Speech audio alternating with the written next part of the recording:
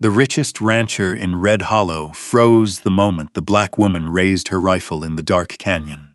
Dust exploded beneath the horses as gunfire cracked through Red Canyon.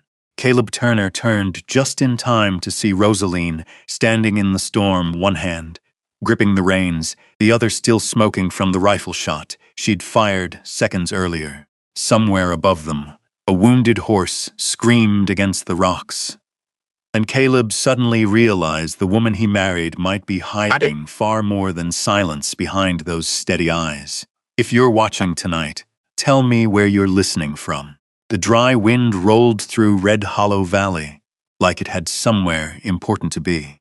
Dust swept across the main street, curling around wagon wheels, boots, and the wooden porch posts outside Mercer Boarding House. By noon, the whole town had already heard the news twice. Caleb Turner was bringing home a wife. Men leaned back in barber chairs talking about it in low voices. Women paused outside the general store, pretending not to stare down the road leading in from Cheyenne. Most of them imagined the same thing. A polished woman from the east, white gloves, silk dress, somebody soft enough to match the richest cattle ranch in Wyoming territory. No one expected the stagecoach that finally arrived near sundown. It came in crooked through the dust, one wheel squealing sharp enough to make horses twitch near the hitching rail. The driver climbed down first, muttering about bad roads north of Dry Creek. Then the passengers stepped off one by one. Rosaline Hayes came last. She carried one worn leather bag. Her dark brown dress had faded unevenly from years under hard sun. Dust coated the hem nearly to her knees. The boots beneath her skirt had been repaired more than once, the stitching visible near the ankle. People watched quietly. A little boy near the feed store stopped chewing his licorice stick. Rosaline stepped down carefully without asking for help. She straightened slowly once both feet touched the ground. Thin, tired, steady. Then Caleb Turner crossed the street. Conversation died before he even reached her. He moved the same way he always did. Calm, deliberate, dark hat low over his eyes. A heavy tan coat hanging open against broad shoulders. He looked like a man carved from the same rough country that surrounded Red Hollow. The closer he got, the quieter the town became. Rosaline looked at him directly when he stopped in front of her. No smile passed between them. No nervous greeting, just silence. Caleb took her bag first. Then he offered his hand. A few people exchanged looks right there on the boardwalk, because Caleb Turner never offered anybody his hand. Rosaline studied him for one breath before placing her hand in his. Her fingers were rough with old calluses, not soft, not careful. The hand of someone who worked because nobody else would do it for her. Caleb noticed. Something unreadable shifted behind his eyes. "You had a long ride," he said. Rosaline nodded once. Long enough, that was all. He helped her into the wagon waiting near the watering trough. No introductions. No explanations to the crowd staring holes through both of them. As Caleb climbed up beside her and snapped the reins forward, whispers finally returned behind them, like wind moving through dry grass. Rosaline kept her eyes ahead. The Turner Ranch sat nearly an hour outside town, where the valley opened wide beneath the red cliffs. Fences stretched across the land in long, dark lines. Cattle moved slow in the distance like drifting shadows under the dying light. The house itself stood large and silent against the hills. Not warm, not cold, just solid. Caleb carried her bag inside himself. A ranch hand passing through the hallway nearly stopped walking when he saw Rosaline standing there. Caleb ignored him. He led her into a study lined with ledgers, maps, and old rifles hanging over the stone fireplace. The room smelled faintly of leather and coffee gone cold. "This marriage," Caleb said finally, "is an arrangement." Rosaline stood with both hands resting lightly in front of her. Caleb continued without hesitation. "You'll have your own room. Your own place here. Nobody will put you out." His voice stayed level. "But I won't pretend this is something it isn't." The oil lamp flickered softly between them. Outside, wind tapped loose branches against the porch roof. Rosaline listened without interrupting. "I need quiet around this ranch," Caleb said. "The bank's circling. Victor Granger's pushing against my contracts. A wife settles certain conversations. Rosaline lowered her eyes briefly toward the desk before lifting them again. I understand. Caleb studied her carefully then, maybe expecting anger or disappointment. What he found instead was exhaustion worn thin enough to become calm. I don't need kindness, Rosaline said softly. I only need a place where nobody can throw me out. The words settled heavily into the room. Caleb looked away first. He showed her the east wing after supper. The hallway floorboards creaked under their steps.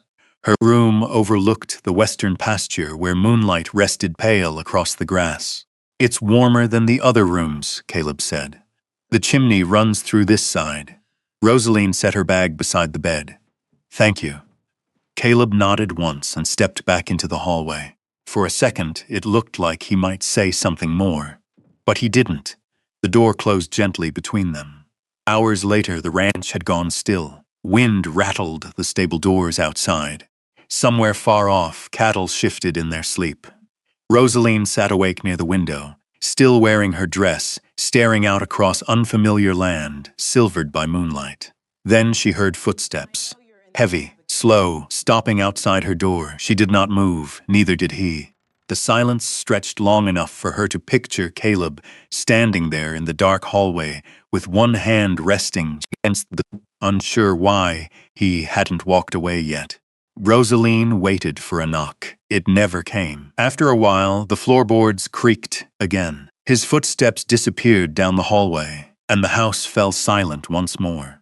Rosaline stayed awake a while longer, listening to the wind push against the windows. Somewhere below, a loose chain tapped softly near the back porch. The sound came steady, metal against wood, over and over. By the time she finally lay down, the eastern sky had already begun turning pale behind the hills. She was up again before sunrise. The ranch house still slept under darkness when she tied her hair back and pulled on her old work boots. She passed through the kitchen quietly. A cold coffee pot sat near the stove beside yesterday's biscuits wrapped in cloth. Rosaline took one biscuit for herself and stepped outside. Morning air hit sharp against her skin. The stables stood dark except for one lantern burning near the far stall. Horses shifted softly inside, hooves scraping old straw. The smell of leather, hay, and dust settled heavy in the cool air. Two ranch hands stopped talking when she entered. One of them, a broad man with tobacco stains on his beard, leaned against the stall gate and watched her. "Mornin', Mom," he said, though the title sounded more like amusement than respect. Rosaline nodded once. The other man smirked. "Kitchen's back that way." Neither laughed loud. They didn't need to. Rosaline kept walking. At the last stall, she found the lame horse they'd spoken about at supper the night before. A gray mare with one swollen front leg and tired eyes. Someone had left a sale tag hanging loose from the latch. The mare lifted her head carefully when Rosaline stepped closer. "She ain't worth the feed anymore," the first ranch hand called behind her. "Caleb already knows it." Rosaline crouched slowly near the horse's leg. Her fingers moved carefully through the swelling. The mare flinched once, then settled. "Stone bruise," Rosaline said quietly. The men exchanged looks. "She's favoring the tendon because the hoofs cracked underneath." Rosaline stood and reached for a small bucket beside the stall. When was the last time someone cleaned her properly? Neither answered. Rosaline found an old hoof knife hanging near the workbench and got to work without asking permission. By the time the sun rose over Red Hollow Valley, the mare stood easier on her leg. That was how Caleb found her. He entered the stable carrying a ledger beneath one arm, coat half-buttoned against the cold. His eyes moved first to the horse, then to Rosaline kneeling beside it with dirt smeared across one sleeve. The ranch hands straightened immediately. Caleb looked at the cleaned hoof on the ground beside her. "What happened?" he asked. Rosaline wiped her hands on a cloth. "Rock split inside the shoe weeks ago," she said. Nobody noticed. One of the men shifted awkwardly. "We thought she was finished." Caleb studied the horse. Another moment. The mare nudged weakly at Rosaline's shoulder while she worked. "She'll walk clean again in a few days." Rosaline added. Silence settled. Then Caleb gave one short nod. Get her fresh oats, he told the men before turning away. Neither man argued. Outside, wind rolled low across the pasture lands. Rosaline followed the fence line alone later that morning, while cowboys moved cattle farther north. The western fields stretched dry beneath the autumn sun. Grass near the creek bed had yellowed too early. She crouched near the dirt and pressed her hand into the cracked ground. Too dry. Farther ahead, she found hoof tracks packed too tightly together. Too many cattle grazing one section. Rosaline stayed there a while, watching the land the same way. Some people watched faces, carefully. When she returned near noon, Caleb stood on the porch speaking with Eli Turner. His cousin looked at Rosaline riding in and frowned openly. She's been wandering all morning, Eli muttered. Rosaline swung down from the saddle before Caleb could answer. The west pasture's dying, she said directly to Caleb. You've pushed too many head through there, Eli scoffed immediately. Now we're taking ranch advice from somebody been here one night. Rosaline ignored him. The creek's dropping lower than it should this time of year, she continued. Another month and the cattle tear that ground apart. Caleb's jaw tightened slightly. Not anger, thinking. Eli noticed it too. She doesn't know this land, he said sharply. Rosaline finally looked at him then, calm, unmoved. No, she replied, but dry ground looks the same everywhere. The wind moved between them. A long silence followed before Caleb looked back toward the western hills. I'll ride out there tomorrow, he said. Eli stared at him. Caleb! Tomorrow, Caleb repeated. That evening supper passed quieter than the night before. The dining room lamps burned low, while forks scraped softly against plates. Eli barely touched his food. Across the table, Rosaline ate slowly, sleeves rolled once at the wrists, hands still faintly marked with dust from the stable. Caleb watched her twice without meaning to. The second time, she noticed. Neither looked away immediately. Then Edith Mercer's peach preserves arrived from town wrapped in newspaper and broke the moment apart. Later, when Rosaline reached the table again after refilling her coffee, Caleb stood before she could sit and pulled her chair out for her. The movement was small, almost ordinary, but every man at the table noticed, especially Eli. The room went completely still for one breath. Rosaline hesitated only a second before sitting down quietly. Caleb returned to his own chair without explanation. Outside, the wind moved through the dark pasture lands, while somewhere, far west of the ranch, dry grass bent beneath a sky waiting for winter. The next week settled into an uneasy rhythm. Mornings came colder now. Frost gathered along the fence rails before sunrise, thin and silver beneath the Wyoming sky. Cowboys moved slower, pulling saddles from the tack room, their breath drifting, pale in the air. Rosaline noticed small things changing around the ranch, not words. Behavior. Men stopped laughing when she crossed the stable yard. One young hand tipped his hat quietly after she treated a horse with a split shoulder rub. Another left fresh coffee near the barn door one morning without saying who it was for. Even Eli Turner had grown quieter. Not kinder, just watchful. Caleb spent longer hours away from the house. Bank papers arrived nearly every afternoon now, folded tight beneath red seals from Cheyenne. Twice Rosaline saw Victor Granger's name written across shipping invoices left open on Caleb's desk. One evening, she found him alone in the study staring at figures he hadn't turned a page on in several minutes. The feed wagons still haven't come, she asked softly. Caleb rubbed one hand across his jaw. Rail delays, he said. That's what Granger calls it. Rosaline stepped closer to the desk. The lamp threw warm gold across the papers between them. He's squeezing the ranch. Caleb looked up slowly. He's trying. Rosaline's eyes drifted toward the western map pinned beside the shelves. He won't stop with money. For a moment, Caleb said nothing. Then he leaned back in the chair and watched her carefully, like a man beginning to realize someone else could already see the storm coming before he spoke it aloud. That same night, the wind changed. Harder now. Dust rolled low across the valley after midnight. Somewhere near the southern pasture, a gate slammed once. Then again Caleb woke immediately. By the time Rosaline stepped into the hallway, pulling her coat over her nightdress, voices already echoed downstairs. South herds moving. Somebody cut the fence line. Boots thundered across the porch below. Rosaline reached the bottom stair just as Caleb loaded cartridges into a rifle near the front door. His dark coat hung open, hair still rough from sleep. He looked up sharply when he saw her. "You stay here." "No." The word came fast enough to stop him. Rosaline stepped closer, already pulling gloves onto her hands. "They'll drive the cattle through Red Canyon," she said. "That storm'll hide everything." Eli snorted behind Caleb while tightening his saddle straps. "You suddenly know cattle thieves now, too?" Rosaline ignored him completely. "There's only one route wide enough to move that many head fast," she said to Caleb.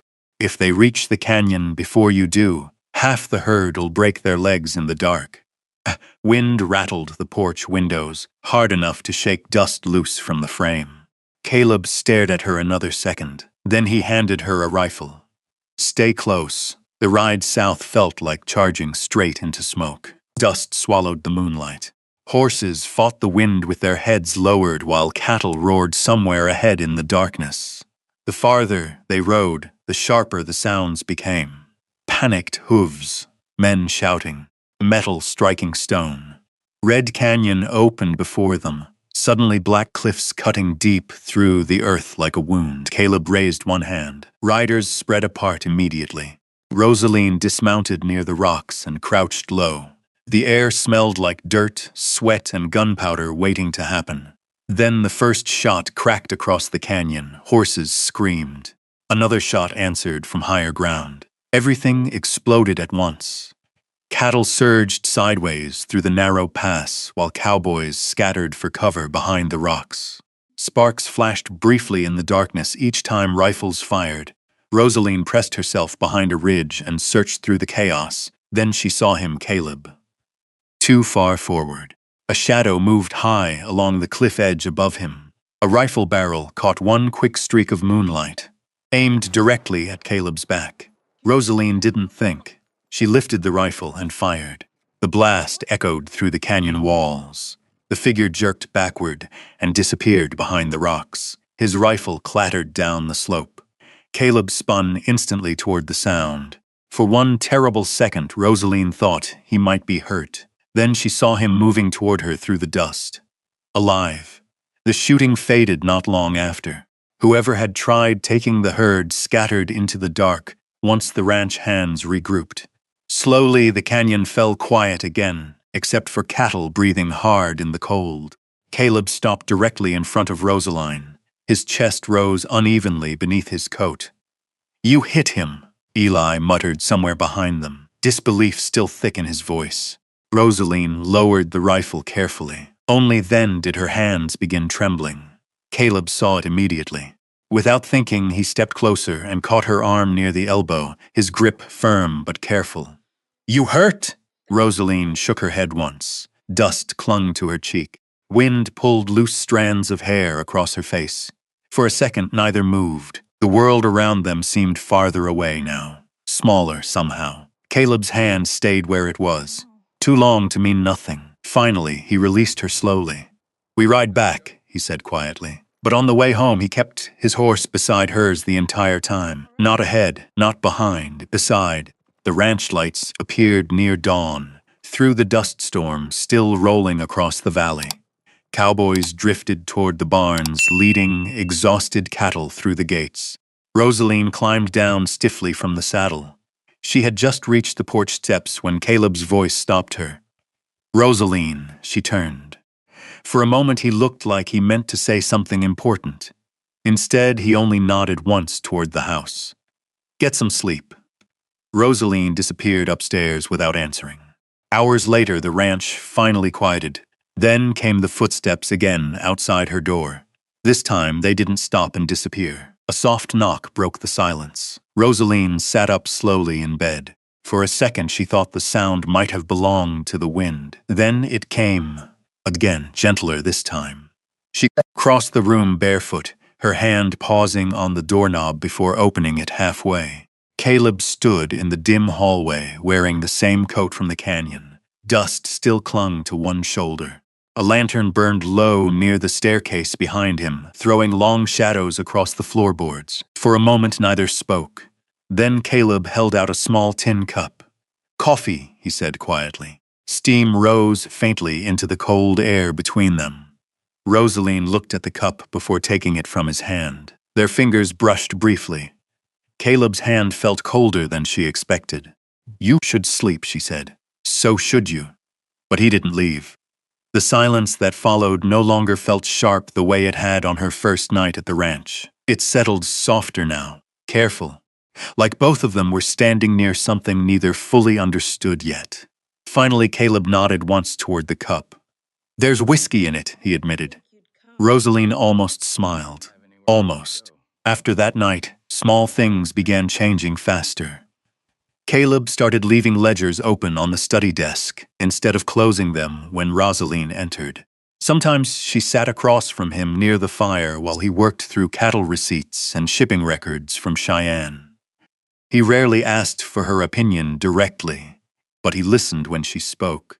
One rainy afternoon, they repaired broken fencing together near the northern ridge. Mud clung thick to their boots while cold rain soaked through their coats. Caleb hammered fresh boards into place while Rosaline held the wire steady against the wind. At one point, her glove slipped on the wet post. Caleb caught her wrist instantly before she lost balance in the mud. His hand stayed there 1 second, too long. Neither mentioned it afterward. By early November, the ranch had settled into a rhythm that no longer felt temporary.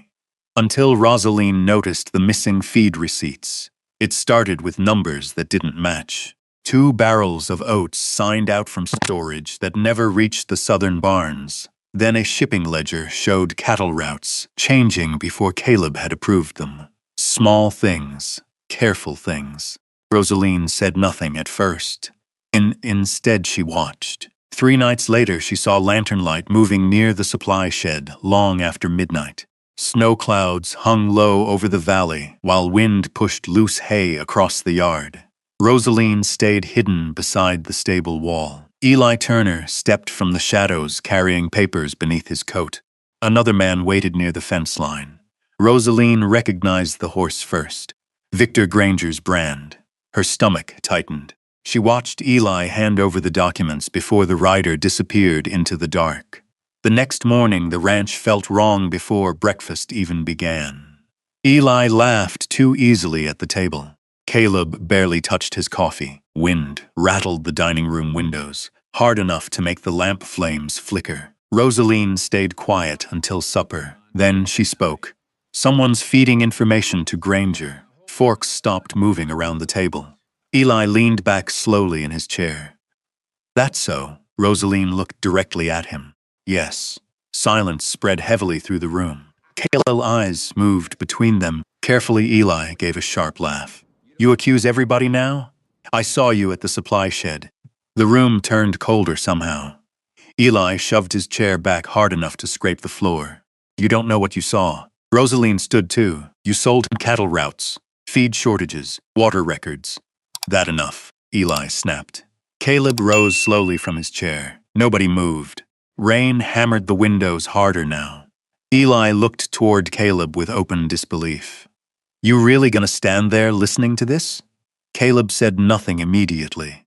Rosaline could feel every eye in the room shifting between them. Then Eli looked toward her again, anger breaking through his voice at last. "She's still just a woman you picked out of pity."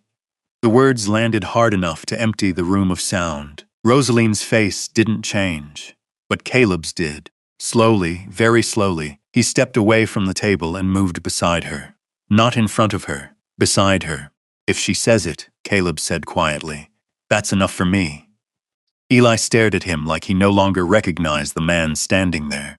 "You're choosing her over your own blood." Caleb's jaw tightened once. "I'm choosing the truth." Rainwater dripped steadily from the porch roof outside. For a long moment, Eli looked ready to argue again. Instead, he grabbed his coat from the chair. "You'll regret this." Caleb never raised his voice. "Be gone before sunrise. Eli left without another word. Hours later, the storm still rolled across Red Hollow Valley. Thunder moved low through the mountains while rain streaked against the study windows. Rosaline had fallen asleep in the chair beside the fire sometime after midnight. The ledger she'd been reading rested half open in her lap. Caleb found her there after checking the barns one last time. For a while, he simply stood watching her sleep. The room glowed gold from dying firelight. Rain tapped softly against the glass. One loose curl had fallen across Rosaline's cheek. She looked peaceful for the first time since arriving at the ranch. Carefully, Caleb bent and lifted her into his arms. Rosaline stirred faintly against his chest but didn't wake fully. He carried her upstairs slowly, avoiding the creaking boards he already knew by memory. Inside her room, he lowered her gently onto the bed. But when he stepped back, Rosaline's eyes opened. Sleep still lingered there. So did confusion. Caleb remained standing beside the bed, hands loose at his sides. Neither spoke. The storm outside seemed farther away suddenly. Rosaline pushed herself upright slowly. Caleb moved like he meant to help her, then stopped himself halfway. Again, silence settled between them. Different now. Warmer. Caleb looked at her the same way he had in the canyon after the gunfire. Like he'd crossed some distance inside himself and could no longer return where he'd been before. When he leaned down, he did it slowly enough for her to stop him. She didn't. His kiss touched her softly, careful. Hesitant, in a way that didn't match the man the town feared, Rosaline closed her eyes briefly. Not because she was uncertain, because she wasn't. Outside, rain drifted steadily across the ranch house roof, while somewhere beyond the dark hills, winter moved closer toward Red Hollow Valley. And by morning, Victor Granger's messenger would arrive carrying a warning meant to break everything they had just begun to build. The rider came just after sunrise. His horse stopped hard near the front gate, steam rising from its neck in the cold air. A leather satchel hung against the saddle marked with Granger Railroad Company in fading gold paint. Caleb met him on the porch before the man could knock. Rosaline stood just inside the doorway, one hand resting lightly against the frame. The messenger handed over a folded document sealed in red wax. "No response needed," he muttered quickly. Then he rode away. Caleb broke the seal without speaking. Rosaline watched his eyes move slowly across the page. "What is it?" Caleb folded the paper once. "Granger bought the North Transport Line." His voice stayed even, though something underneath it tightened, and the bank's freezing winter credit until spring. Outside, ranch hands moved feed barrels through the mud near the barn. The sound of wagon wheels dragged heavily across wet ground. Rosaline held Caleb's gaze for a long moment. "He wants the ranch desperate before snowfall." Caleb nodded once. "He wants me cornered." The study stayed quiet after that.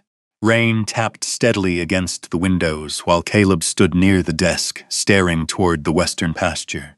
Rosaline noticed the way his shoulders had gone still, the old kind of stillness, the kind a man carries when he's preparing to fight alone. "You can't do this the old way anymore," she said softly. Caleb didn't turn around. "This ranch survived long before Granger showed up, and nearly buried you with it." The words landed carefully, not cruel. Just true. Caleb closed his eyes briefly. Rosaline stepped closer. "He's counting on every ranch staying divided." "He's counting on fear," Caleb replied. Yes, silence passed between them. Then Rosaline reached for the folded transport map lying open near the ledgers. "So we stop letting people face him alone." 3 days later, she rode north through sleet toward the smaller cattle spreads near Miller Creek. Caleb wanted riders with her. She refused more than one escort. "People talk easier when they're not staring at Turner Ranch rifles," she told him while tightening her saddle straps. Caleb looked like he still intended to argue. Instead, he adjusted the collar of her coat against the cold wind without saying anything. The gesture stayed with Rosaline the entire ride north. The small ranches looked tired. Broken fencing, thin cattle, wells running low before winter had even fully arrived. At the Harper Ranch, a widow served Rosaline weak coffee from cracked china while her sons repaired harness straps beside the stove. At Miller Creek, old ranchers spread maps across tables scarred by years of knives and whiskey glasses. Rosaline didn't promise miracles. She showed them figures instead, shared water routes, combined cattle drives, grain exchanges that could survive winter if nobody stood alone. Some doubted her, some listened. But slowly the rooms changed. People stopped seeing Caleb Turner's wife and started seeing someone who understood the land as well as they did. Back in Red Hollow, Granger pushed harder. Sheriff Walter Boone arrived at the ranch one gray morning carrying 2 official notices from Cheyenne. Claims on western grazing boundaries, Boone muttered, removing snow from his hat brim. Looks manufactured to me. Caleb took the papers with a dark expression. Boone glanced toward Rosaline standing near the fireplace. Town's talking, he admitted quietly. Half of them say Granger's trying to bleed this valley dry. And the other half? Caleb asked. Boone gave a tired shrug. They're scared enough to let him. Rosaline stepped closer to the desk and placed several folded receipts beside the sheriff's notices. These shipments never existed, she said calmly. Granger's companies billed the county for cattle routes nobody used. Boone frowned and unfolded the papers slowly. The room grew quieter with every page. By the end, even the sheriff's face had changed. When did you put all this together? Rosaline looked toward the window where snow had begun drifting across the pasture, one piece at a time. The public hearing happened 2 weeks later inside the Old Town Meeting Hall beside the church. Wind pushed snow against the windows while nearly everyone in Red Hollow crowded inside. Ranchers stood shoulder to shoulder in heavy coats, smelling of leather and winter smoke. Victor Granger arrived last. Clean gloves, dark wool coat, silver watch chain gleaming beneath the lamps. He smiled when he saw Caleb. Then he noticed Rosaline standing beside him at the front table. The smile faded slightly. What followed lasted nearly 3 hours. Papers spread across tables, false contracts, bribes, missing transport funds. One by one, the quiet deals Granger had buried beneath legal language began surfacing in front of the entire town. Rosaline spoke rarely, but when she did, the room listened. Even Sheriff Boone stood beside her by the end. Granger's confidence cracked slowly, not all at once, like ice giving way beneath too much weight. By the time the county officials closed the hearing, the room no longer belonged to him. Outside, snow drifted softly through Red Hollow. People lingered near the steps, watching Caleb and Rosaline emerge together. No whispers followed her now, no mocking looks. Old ranchers tipped their hats quietly as she passed. One woman near the bakery nodded toward Rosaline with something close to respect. Rosaline noticed it, but the moment that stayed with her came later. That evening the sky cleared for the first time in days. Pale winter light stretched across the western pasture, where snow rested softly over the grasslands. Caleb stood beside the fence, watching cattle move slowly toward the lower fields. Rosaline joined him without speaking. For a while they simply stood together, listening to the wind move through the valley. Then Caleb spoke quietly. I spent years thinking needing somebody made a man weak. Rosaline looked out toward the red hills glowing beneath sunset. Maybe it just gives him a reason to stay. Caleb turned toward her then. Not careful anymore, not distant. He took her hand slowly, like something valuable he intended to keep. This time she held on. And for the first time since arriving in Red Hollow Valley, Rosaline Hayes stood on land that no longer felt temporary. The wind still moved across the western grass. Winter still waited beyond the mountains.